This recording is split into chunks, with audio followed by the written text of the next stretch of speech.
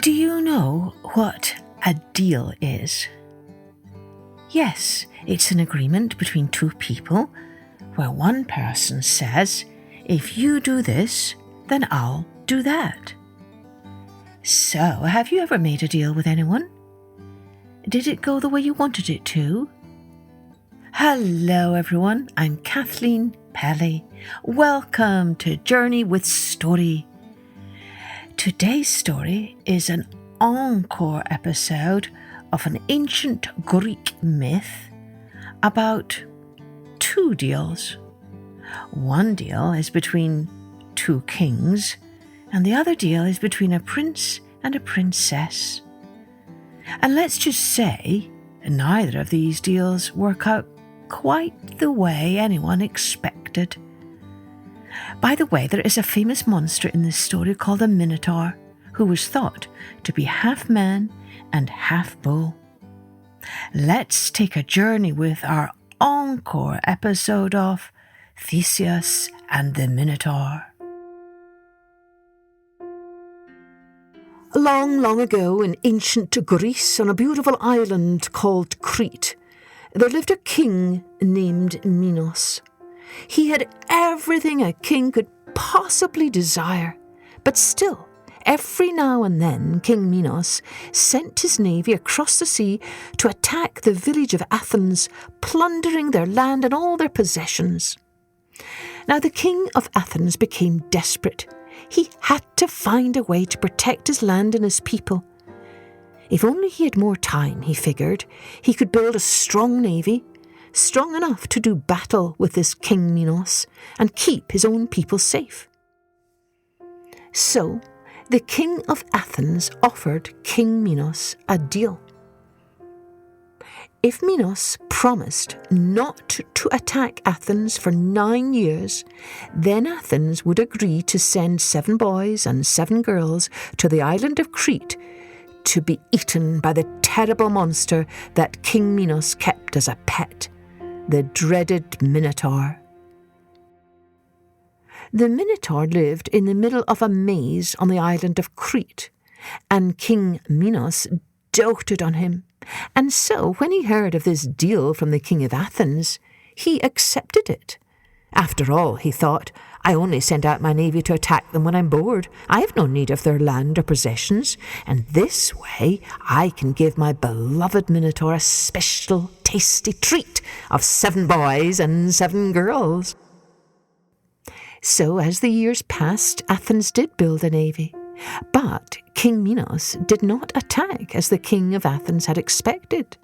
In fact, King Minos kept his word. And soon it was time for Athens to keep their word and send 7 boys and 7 girls to their death. The whole of Athens wept with sorrow. Now, the young prince Theseus of Athens knew the importance of keeping one's word. He knew that a deal was a deal, but he was also quite sure that it was wrong to send innocent children to be devoured by a monster. So Prince Theseus told his father, the king, that he was going to go to Crete as the 7th son of Athens, and he was going to kill the Minotaur and end the terror. The Minotaur's a terrible monster. What makes you think you can kill it? Cried his father. I will find a way, Theseus replied gently. The gods will help me. His father begged him not to go, but the prince paid him no heed, and he took his place as the 7th Athenian boy. Along with 6 other Athenian boys and 7 Athenian girls, Prince Theseus set sail towards Crete.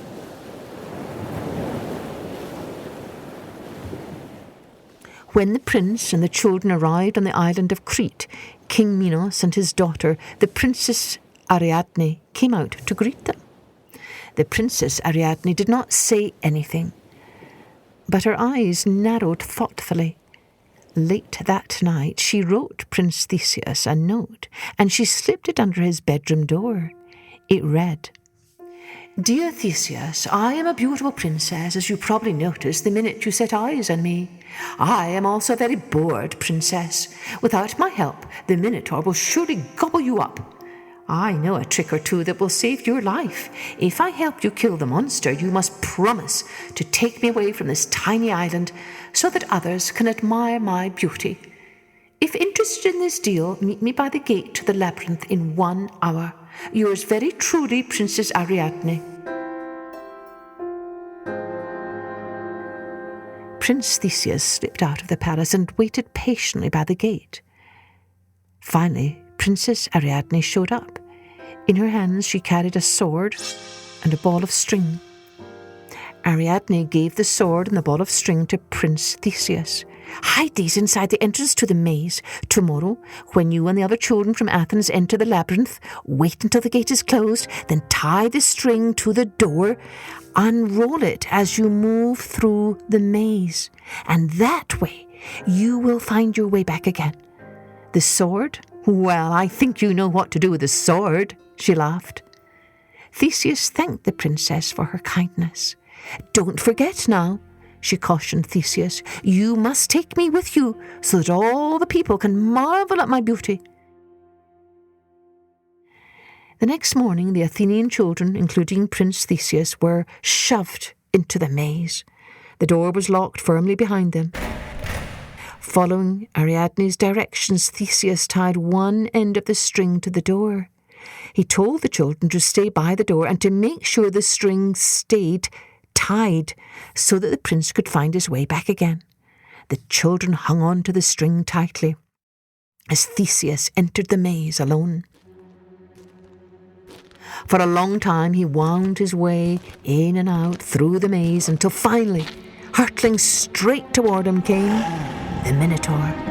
But as soon as it lowered its head to charge, Theseus raised up the sword Ariadne had given him, and with one fell stroke, he slayed the ferocious monster. Then he turned around and easily found his way back by following the string. He knocked on the door, and at once Princess Ariadne opened it, and away they ran toward the ship with the children following behind, and off they set sail back to Athens. But along the way they stopped for supplies on the tiny island of Naxos. Princess Ariadne insisted on coming ashore with the prince and the children. But there was little happening on the island, and by Ariadne lay down beneath a tree, and soon she fell asleep. All the people gathered around to admire the beautiful sleeping princess.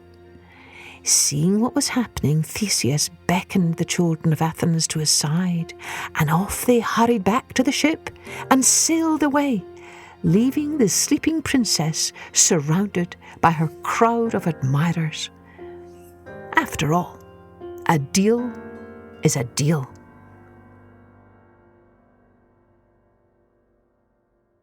So, what do you think?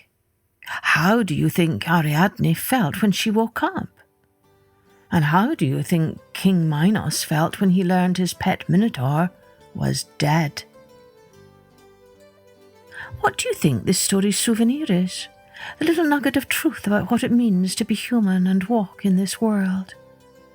Don't forget, if you want to get some fun colouring sheets to accompany each of our episodes, you can get them at www.journeywithstory.com. Cheerio then. Join me next time for Journey with Story.